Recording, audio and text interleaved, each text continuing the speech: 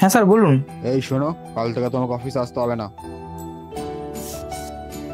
বৌদি আমার না খুব খিদে পেয়েছে, কিছু খেতে দেবে?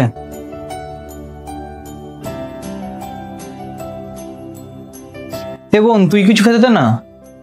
আমি পারবো না।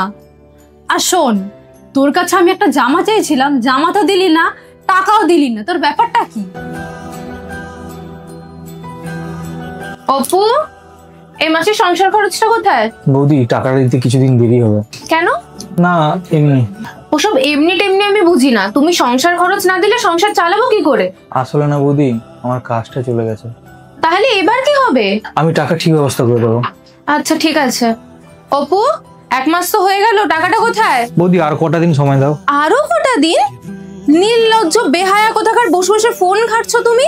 বেরিয়ে যাও, যতদিন কাজ না পাবে ততদিন বাড়ির চৌকাঠ মারাবে না।